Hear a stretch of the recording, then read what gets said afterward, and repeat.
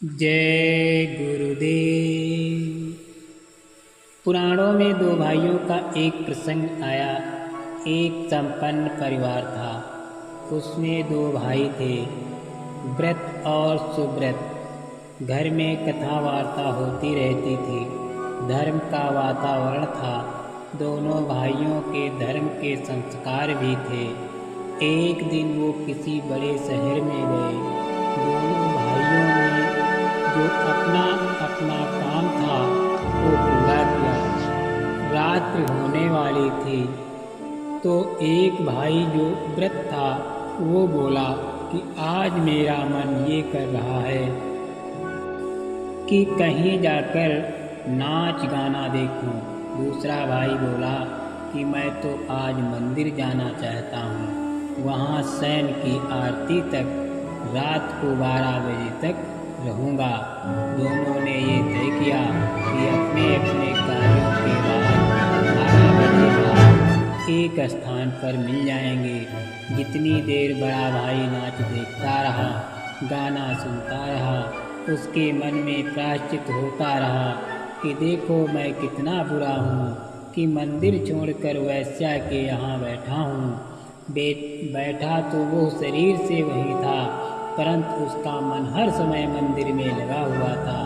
वो सोचता था कि छोटा भाई मंदिर में भगवान के दर्शन कर रहा होगा, आरती देख रहा होगा। इसके विपरीत छोटा भाई मंदिर में खड़ा तो था, परंतु उसका मन ये कह रहा था कि अरे तू बड़ा मूर्ख है, देख बड़ा भाई तू नाच देख रहा होगा, गाना सुन रहा होगा, तुझे भी वही गाना चाहिए था। इस तरह से उन्होंने अपना किया और मध्य रात्रि के बाद एक जगह मिल गए। देवलोक से दोनों को उसी समय मृत्यु प्राप्त हो गई। दोनों ने देखा कि देवदूत और आए हुए हैं। देवदूत ने तो बड़े भाई की आत्मा को पकड़ा, यमदूत ने छोटे भाई की आत्मा को पकड़ा। तो बड़ा भाई बोला कि आप लोगों से कुछ गलती हो गई है लगता है, क्योंकि छोटा भाई तो अभी मंदिर से आ रहा है, वो बड़ा धर्म का कार्य करता है, उसको तो स्वर्ग ले जाना चाहिए और मैं अभी वैश्या के यहाँ से आ रहा हूँ, मुझे यमदूत को ले जाना चाहिए। देवदूत बोले कि देखो इसमें कोई गलती नहीं हुई, मन से जो जैसा कार्य करता है वही उसका फल देता है।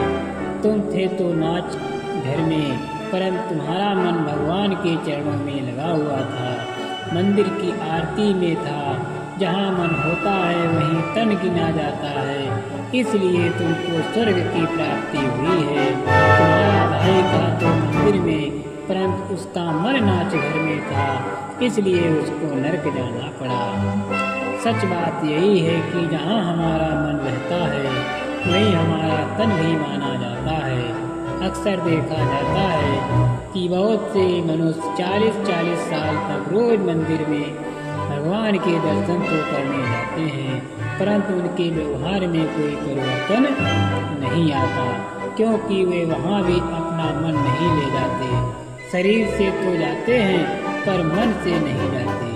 अक्सर होता यह है कि मन थोड़ी देर के लिए तो मंदिर में शांत होता है, परंतु जैसे ही हम वहाँ से बाहर निकले तो संसार में जाता है। इसलिए मन की वो कड़ी है जो हमको परमात्मा से भी मिलती है और संसार में भी डूबती है। इसके बिना दोनों ही कार्य पूर्ण नहीं होते। न तो हम संसार का काम पूर्ण कर सकते और न परमात्मा का। दूसरी बात मन के बारे में ये है कि यही वो कड़ी है जो हमको सुख दुख का अनुभव कराती है। सुख किसी विशेष परिस्थिति में नहीं होता, मन की स्थिति में होता है। जैसे कि किसी के घर पुत्र उत्पन्न होता है तो वो सुखी होता है, प्रसन्न होता है, परंतु अगर किसी को ये मालूम हो कि पुत्र उत्पन्न होने के 2 घंटे के बाद उसे मृत्यु मिलेगी तो वो पुत्र उत्पन्न होने के बाद नहीं रहेगा। स्थित दोनों में एक ही थी, लेकिन मन स्थित भिन्न थे।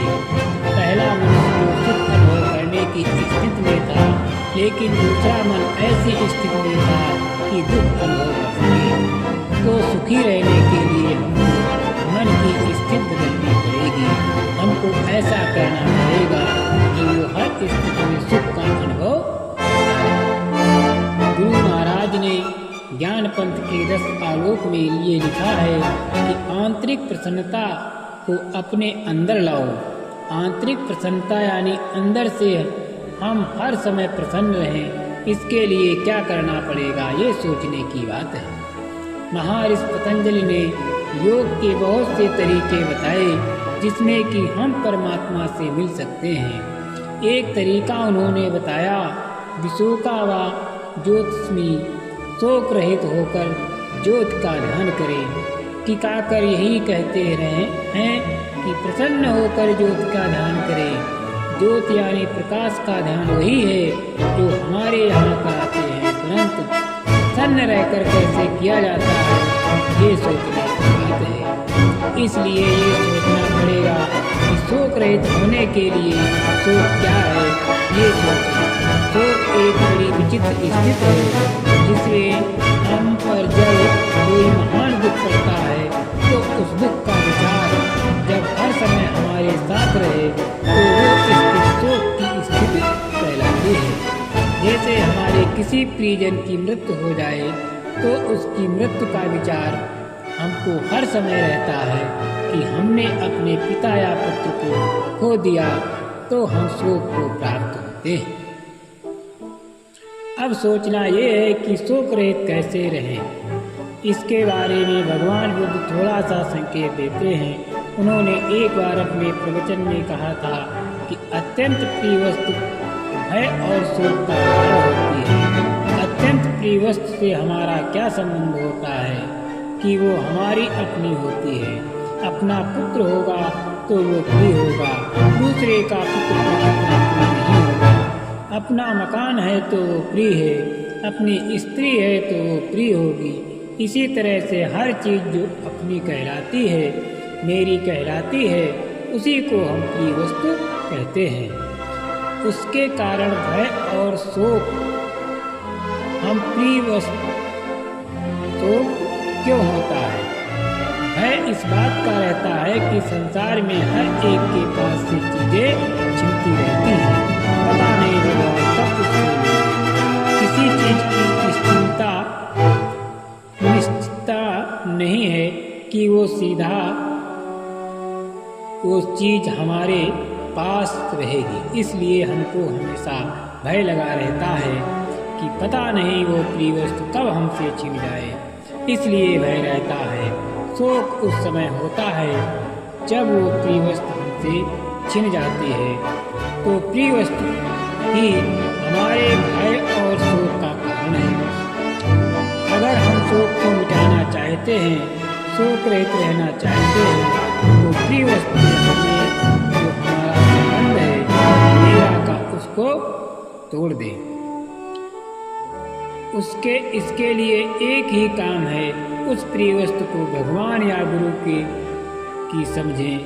अगर हम अपनी जितनी प्रिय वस्तुएं हैं उनको भगवान या गुरु की समझेंगे तो हमको उसके जाने से शोक नहीं होगा।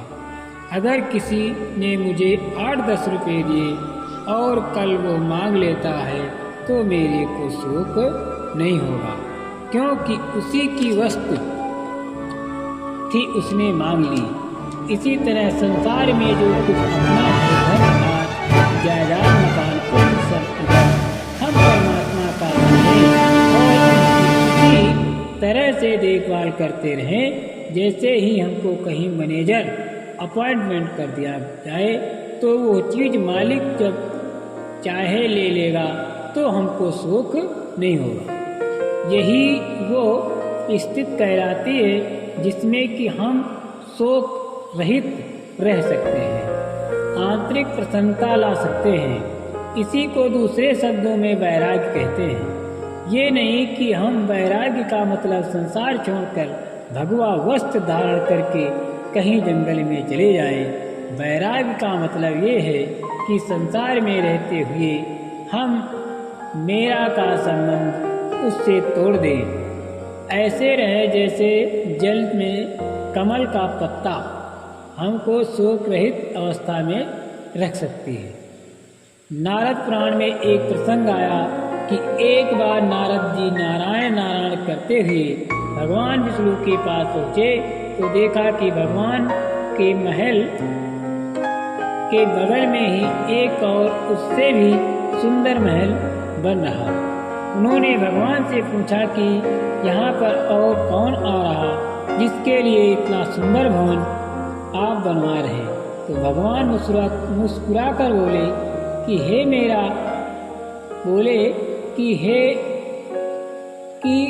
मेरा एक भक्त है उसके लिए बनवा रहे।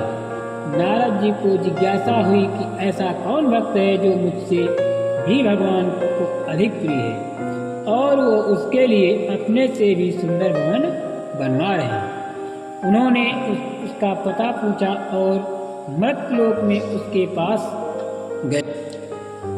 2-4 दिन वहाँ रहकर देखा तो मालूम पड़ा कि वो एक गरीब किसान है। वो सुबह से लेकर शाम तक अपना कर्म पूरा करता है और रात को एक बार भगवान की याद करके सो जाता है। नारद जी को बड़ा ताज्जुब हुआ। उससे पूछा कि अरे तुम इस सबको देने वाले भगवान को कभी याद नहीं करते? किसान बोला कि याद करने की क्या बात है, मैं जो कुछ करता हूँ उसी का समझ से करता हूँ। नारद वापस स्वर्ग पहुँचे। भगवान से बोले कि आप भी बड़े विचित्र हैं। जो किसान आपका नाम केवल एक बार लेता है पूरे 24 घंटे में, उसके लिए तो इतना सुंदर भवन बनवा रहे हो, और मैं जो हर समय नारायण नारायण कहता हूँ उसको आपने नहीं देखा। भगवान मुस्कुरा कर बोले कि देखो इस समय बड़ी भूख लग रही है, उस महल में एक दूध का कटोरा रखा है, उसे ले आओ। लेकिन देखो अगर एक बूंद भी दूध छलक गई तो तुम्हारे प्राण पखेरु उड़ जाएंगे। नारद जी बड़ी प्रसन्नता से वहाँ गए। देखा दूध का कटोरा रखा है परंतु वो ऊपर तक भरा है और वो उसको लेकर चले तो एक कदम फूंक फूंक कर रख रहे थे। केवल ये विचार था कि वो दूध गिर न जाए। बहुत देर में जाकर वो भगवान के पास पहुँचे तो भगवान बोले कि अरे इतनी भूख लगी रही थी, तुमने तो बहुत देर कर दी। नारद जी बोले कि जल्दी कैसे लाता, आपने तो कहा था कि इसमें से एक बूंद भी नहीं गिरनी चाहिए, छलकनी नहीं चाहिए। भगवान ने उनको समझाया कि वो किसान सारे कार्य मेरे समझ के ही करता है, सारे दिन व्यस्त रहता है, तो वो मेरा नाम कैसे याद करता, जबकि तुम जैसे भक्त ने ये कटोरा लाने में मुझे एक बार भी याद नहीं किया। सच बात यही है, हमको संसार के सारे कर्म करने हैं, पूर्ण रूप से करने हैं, परंतु सब कुछ भगवान का समझकर तभी हम शोक रहित रह सकते हैं। ये आंतरिक प्रसन्नता अपने अंदर ला सकते हैं। जय